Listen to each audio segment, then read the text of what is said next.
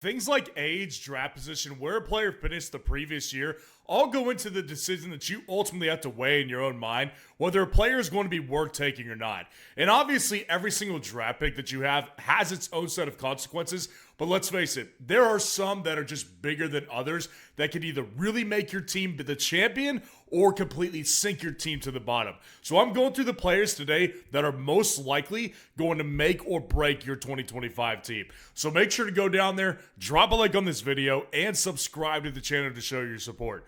So getting into my first guy, I've already discussed him. Saquon Barkley is a big-time make-or-break player. And obviously, it's partially because he's going so high. Like on Underdog right now, he's the running back number 1, 2.7 ADP. I would imagine that unless Bijan passes him up over the next course of a month and a half, that this will be exactly what his ADP is in actual redraft leagues on Yahoo, on ESPN, on Sleeper, yada, yada, yada. But Saquon Barkley, obviously, I don't need to make the really big case for you on why he has big upside. Everybody understands Saquon Barkley is not only just a guy who got tons of volume last year, had over 2,000 yards on the ground, but it was a guy that averaged 5.8 yards per carry. Like, that level of efficiency on that many carries is something that only very few guys could do. Him, Derrick Henry, Christian McCaffrey on an on year. Saquon Barkley is an unbelievable talent who was the running back number 1 on the season last year. Could very easily be a top 3, top 5 running back all over again. And I think that's just the thing. Because if you're picking him at the 2nd overall pick, if he ends up being a top 5, top 6 running back, he's not going to break your team. He will not sink your team. But I think there's a realistic shot that he finishes outside of that top 5, top 6 area. So like I said, I just went over Saquon Barkley in a different video that I had a couple of weeks back. And the reason why I ended up going through that research about Saquon Barkley is because I had been talking to a lot of friends of mine and people in the comments who have expressed concerns about Saquon Barkley coming off such a massive season in 2024. And so I decided to just go through some research here on running backs over the last 11 seasons that have had 350 total touches and what the following season was like for said running back. So some of the takeaways I had were obviously really, really huge. You could see some of the takeaways towards the bottom of the screen right here. And you could see that 100% of these guys lost volume. So that doesn't, again, necessarily mean that you are going to be a bad running back in fantasy next year, but it does mean that you're not going to get an increase in touches, or if you did, then you ended up getting injured, and I'll go into that a little bit later. 94% of them dropped below 350 touches. So let's say that some guy had 400 touches. Well, that's a 50-touch drop below 350 touches at the very minimum. So that is significant drop-off of total volume and therefore total points in fantasy football in all likelihood. And 88.9% of these guys lost 60 or more touches. So Saquon Barkley here at this 378 total touch marker, if he loses 60 plus touches, we're talking about getting close to 300 or even underneath 300 touches, which in that case will make it really, really hard to be a top 5 running back. Now, the next piece of information is actually really interesting as well. The average number of games the following season after a 350 plus touch season was 10.5 games. So that's 27.8% of these players missed at least half of their full season. Like, that's a pretty big percentage of players who are just proving that it's very hard for an NFL body to hold up to that level of punishment on a back-to-back basis. That's just a really hard thing to do. And then all of these players, you can actually see that I broke down on a touch per game basis to show you guys which guys increased on a touch per game basis the following year. Well, there was 3 guys who actually increased on a touch per game basis. Every single one of those players who increased their touches on a touch per game basis, they got injured. Every single one of them. So Saquon Barkley ultimately is in a situation with Philadelphia where they have to make a choice. Either A, they're going to increase his volume and risk injury. It will 100% happen over the last 11 seasons. Or B, end up just giving him less touches overall. And not only the fact that that is going to be inevitable of what happens with Saquon Barkley is also a guy that just won the Super Bowl. And that's great for him as a player and for his career. But if you add in those playoff touches, That's 482 total touches in the 2024/2025 NFL season. That's an enormous season right there. And all running backs with 400 plus touches finished as the running back 17 or worse the following year. That's why I'm saying he could absolutely sink your team this year. Because if you get that range of outcomes here with Saquon Barkley, unfortunately, he's not going to be not only worth the second overall pick in a draft, but this is going to tank your team if he has an RB17 finish or below. And given the guys that are just going around him right now in ADP, when you've got guys like Justin Jefferson, assuming you're at the 102, Justin Jefferson, I think there's less risk involved for him to be a complete disaster. Bijan Robinson, I feel the same. CeeDee Lamb, I also feel the same as well. I'm actually to the point where at the 102, I'm passing on Saquon Barkley. I advise you to do the same in my opinion. Now, dropping down to my next guy right here, I think this is a pretty obvious one. Christian McCaffrey has to be on this list, guys. This is the ultimate boomer bust guy, especially given his draft capital. 10.4 ADP on Underdog right now. Running back 5 off the board. Now, this price is actually increasing right now. What we're seeing in Underdog drafts particularly is that Ashton Jeanty is falling out of favor and Christian McCaffrey is actually shooting above Ashton Jeanty. That is currently what's happening in the Underdog draft market right now. Now, Christian McCaffrey, I think that this is also something I want to bring back to the research that I just went through with Saquon Barkley. So the thing that I want to kind of associate with Christian McCaffrey in this particular research is that obviously you can see Christian McCaffrey's name up there once. Like he had that legendary season in 2019. But I think that the best thing that I could really associate and how much upside Christian McCaffrey has, which if you needed somebody to tell you, this is going to be the best case for it. The next best season over the last 11 seasons to Christian McCaffrey's 2019 season was David Johnson in 2016 when he had 367.8 half PPR points. That was the next best season in Christian McCaffrey's 2019. That's a 45.4 point difference from Christian McCaffrey's legendary 2019 season. So the upside that you can get with Christian McCaffrey is literally something we haven't seen at the position in the 2000s era. Like, this is absolutely absurd. This is LaDainian Tomlinson type of production in fantasy football right here. This is Barry Sanders level production right here that we can get from Christian McCaffrey on a season basis. Now, in the 2023 season even, that was actually a really great season for McCaffrey as well. That was the third best running back season in fantasy football. So he owns 2 of the top 3 best seasons at the running back position since 2014. It's absolutely ridiculous the upside you could get from Christian McCaffrey. Now, obviously, there's so many drawbacks to this one. Christian McCaffrey coming off an injury-riddled season, and it's not like this is the first injury right here.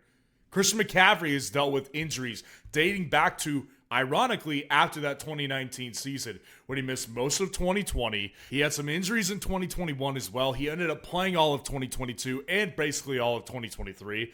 But now he's coming off an injured season again. And this is a player who's 29 years old. So this is like the ultimate. You're either going to hit really big at this position right here, or you're going to get completely screwed. So my advice to you is this. If you're in an Underdog draft and you're shooting for Best Ball Mania, which is a $25 buy-in where you can win $2 million to first place, $1 million to second, you're talking about life-changing money in this type of deal. You've got to take the risk. I won $19,000 playing Underdog last year by taking risks on guys like McCaffrey. I will, and I already have, taken McCaffrey in several drafts. I will continue to do the same thing because the upside is stupid.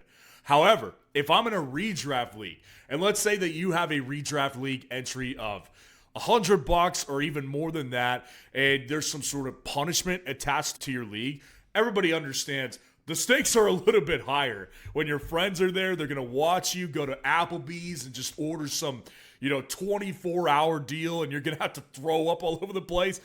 If the punishment is enormous like that, I would stray away from Christian McCaffrey in that type of situation. Because again, the range of outcomes here, literally for Christian McCaffrey, is running back 1, or at the worst, he could be like the running back 50 or below. Christian McCaffrey is the definition of boomer bust. A guy I would take the shot on in an Underdog draft where there's so much money that you could win, but probably am less inclined to take the shot on in a regular redraft league. And if you do want to get in on an Underdog draft, draft Christian McCaffrey and give yourself that massive upside. Go down in the comments. There's a link that's there. You can use that link and use code FFN to sign up for Underdog, and they'll match that first deposit 50% up to $1,000. So if you want to get in Best Ball Mania, you can put in $20 and they'll match you 10. Now, getting into my next guy right here, I think that this guy is also going to be a really interesting name to watch throughout the offseason, because I've seen mixed reviews on Brock Bowers at the tight end position. Brock Bowers, the tight end one, obviously, on Underdog is going 16.7 off the board in ADP. Now, Brock Bowers, again, is a really interesting name to bring up because I actually kind of thought heading into this offseason that the consensus was going to kind of be, yeah, Brock Bowers is worth a second-round pick. Early second, late first-round pick. His price has actually kind of dropped over the last 2 months of Underdog drafting. It's been kind of interesting to watch.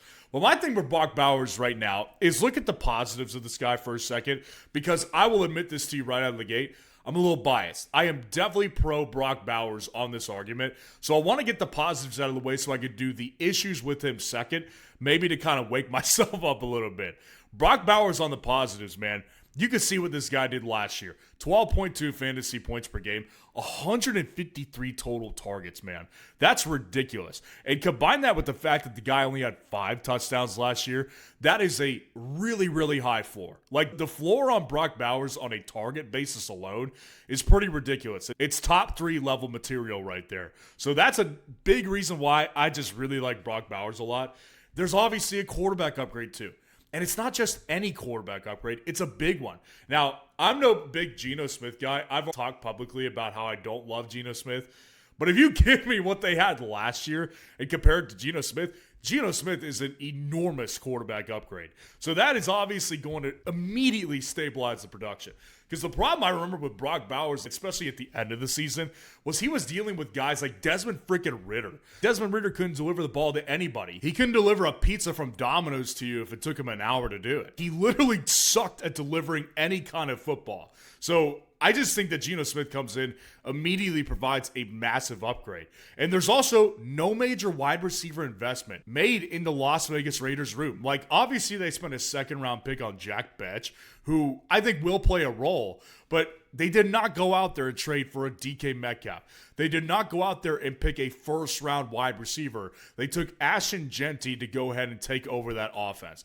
And I think that might end up kicking off the concerns that people have. At least a lot of what I've seen from Brock Bowers and the issues people have with him is that Brock Bowers is obviously going to be taking a little bit more of a backseat maybe in more of a run-first offense. This offense, no doubt, when they can, will be a run-centric offense. I think that Ashton Genty is definitely bound for 350-plus touches this year, 300 at the very minimum, if he stays healthy for a full 17 games. So I can understand that concern right here for sure. He definitely also had the ultimate tight end outlier rookie season last year. Like, it was an ultimate outlier. No rookie tight end has been able to do what he did. Not only did he finish as the tight end one, but Brock Bowers got over 200 fantasy points in a half PPR format. That's a game changer. If you're getting a tight end that gives you 200 plus fantasy points, that is an absolute game changer for your fantasy team.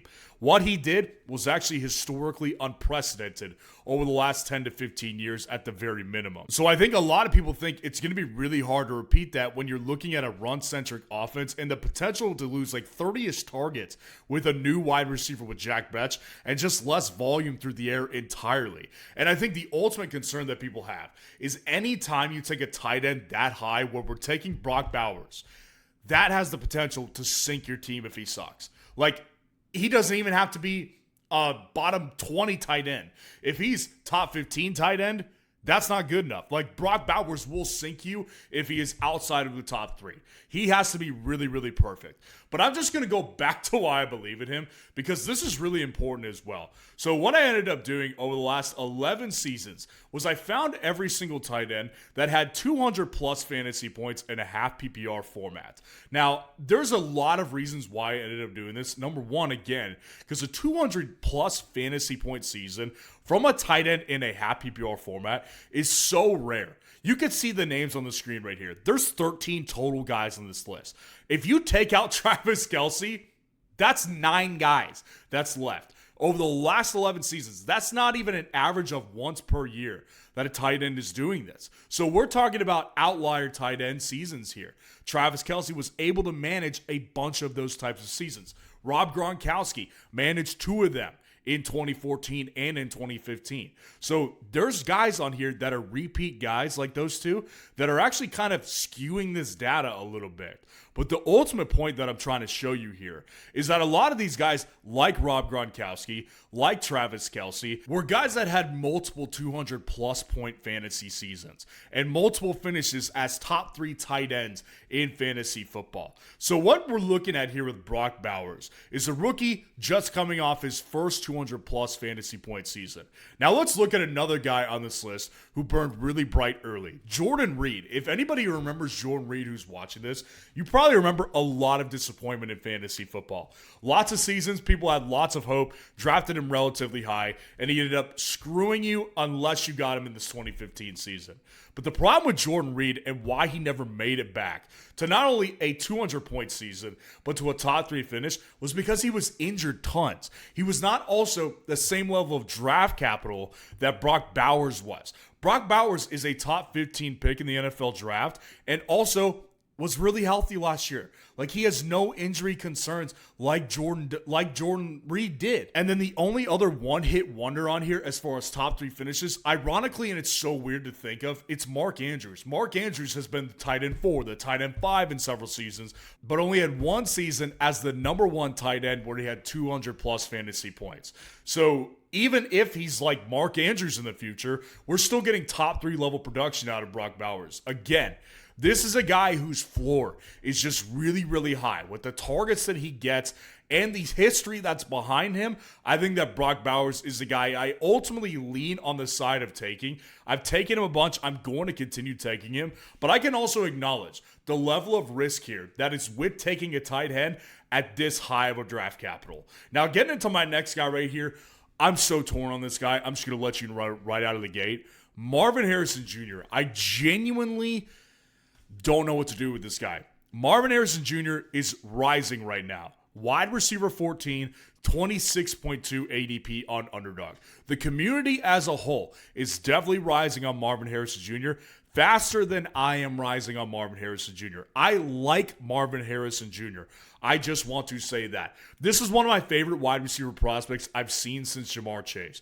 Like, the amount of scouting that I did on him on my Dynasty channel, I loved everything about Marvin Harrison Jr. I could not pick out a bad thing. Dad was a pro Hall of Fame guy. This guy runs routes similar to his dad, even at a 3 inches taller body frame. The guy's physically built. He's fast on the field. There's literally no weakness that I could pick out on Marvin Harrison Jr. And I also think the narrative of the disappointment that Marvin Harrison Jr. provided in 2024 is an interesting conversation because I largely agree. Like, at the draft capital that Marvin Harrison Jr. was drafted, the expectations were there and he did not meet those expectations. But I really wanted to kind of put things in perspective here to see how Marv matched up with rookies since 2014. So what I did was I took every rookie wide receiver drafted inside the first round since 2014. I got the receiving yards that season, the games played, the half PPR finish, and the fantasy points per game in their rookie seasons right here.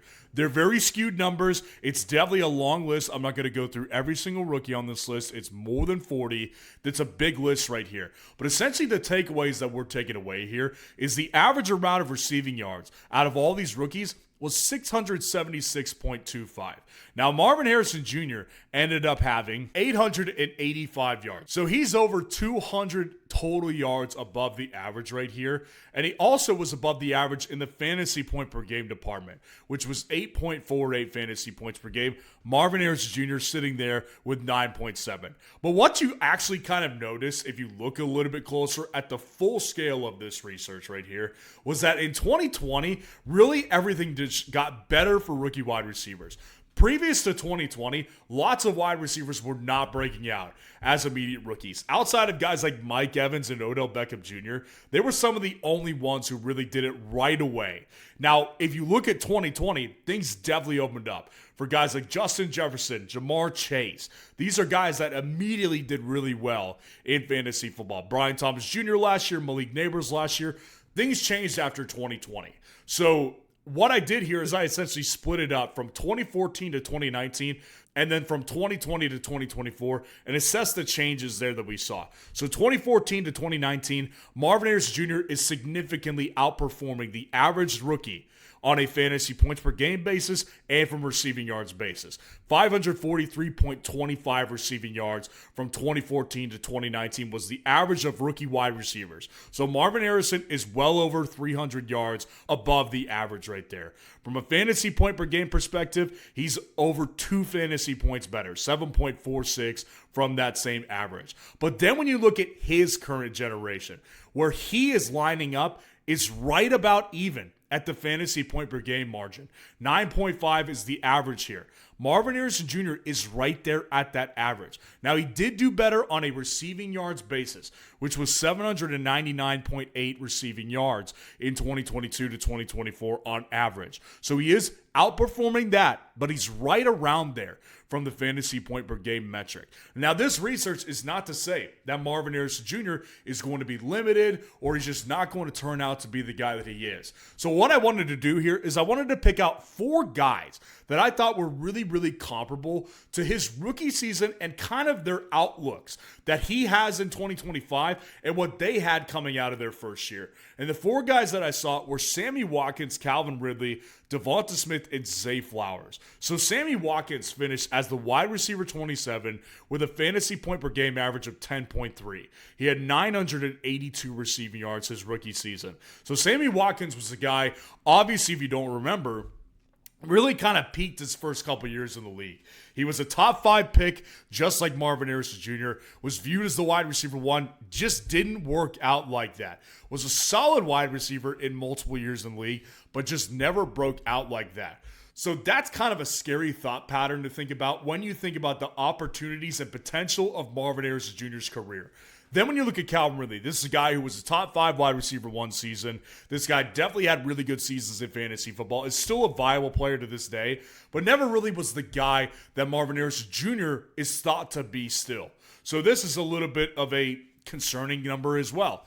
Devonta Smith, top 10 season after his rookie year, but immediately became the wide receiver 2 after his rookie year because of A.J. Brown being there. Now, I don't think that's going to happen with Marvin Harrison Jr. anytime soon, but it's definitely an interesting thing to think about there as well. And then Zay Flowers, a guy that just kind of is what he is, or it appears to be through the first 2 seasons. Wide receiver 29 finish in his rookie year, 10.5 fantasy points per game, 858 total yards receiving in his rookie year. Those are really comparable numbers to a guy like Marvin Harrison Jr. So I just kind of want to go through those guys to show you guys the potential outcomes that we could see from Marvin Harrison Jr. And then when we look at a guy like CeeDee Lamb, that's also a guy I wanted to highlight here. And the reason I wanted to highlight him here is because of the fact that I think CeeDee Lamb is a guy that I want to see as the upside because I still like Marvin Harrison Jr. a lot. CeeDee Lamb, his rookie year, wide receiver 20, 11.3 fantasy points per game, and 935 yards receiving. So again, outperformed Marvin Harrison Jr. on every single one of those metrics, but still was a guy that people saw as a great wide receiver at the time and just kind of steadily increased to be one of the top 3 receivers in fantasy football right now. So this is a guy I want to see Marvin evolve into, and I still think has the chance to do it. But I have highlighted negatives with Marvin Harrison Jr., and that's ultimately the reason why I'm being held back on this one. I went through some research. It really wasn't even that deep of research.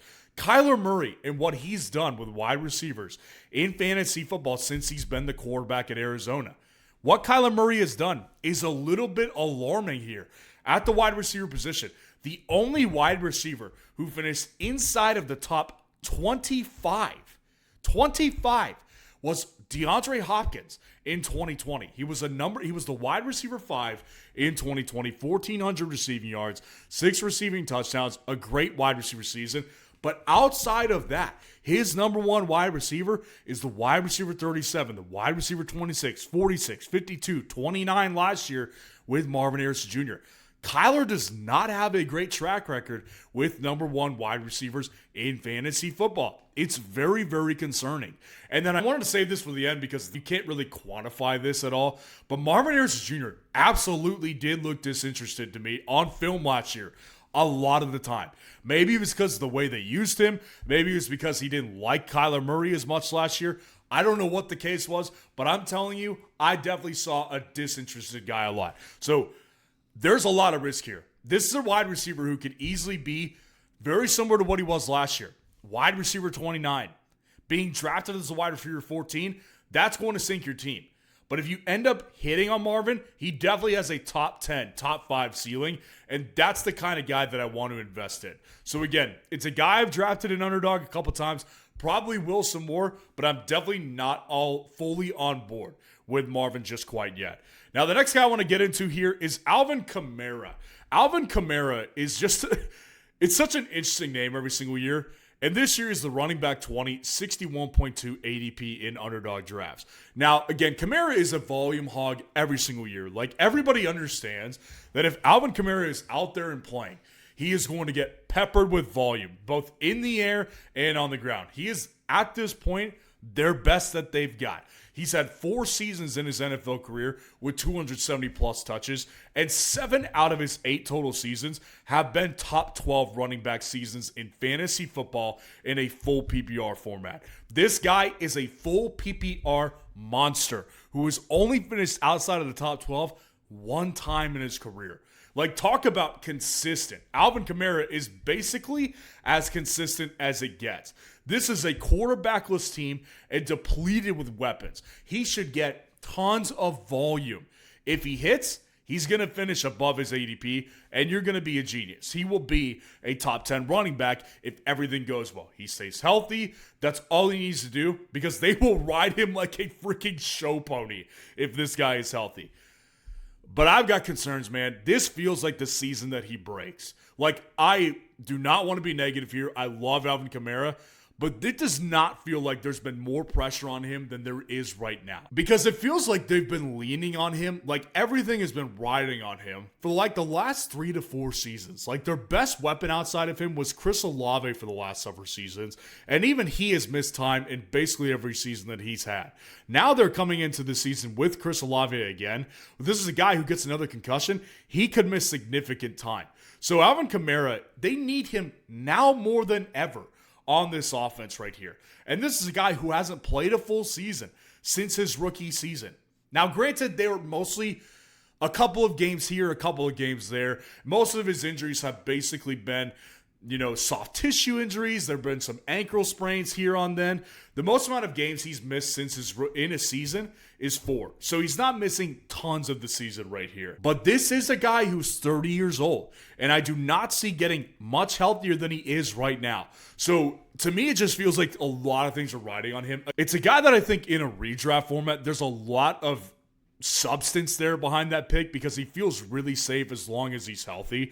But in a half PPR underdog best ball tournament, I think I'm going to be shooting for someone else besides Alvin Kamara, because I think that this is the type of play that could really blow up in your face, because the Saints are just so dependent on him at this point. And moving down to my next guy, this feels like the ultimate boomer bust to me, Deebo Samuel. Deebo Samuel is the wide receiver 39 with an ADP of 68.7 on underdog.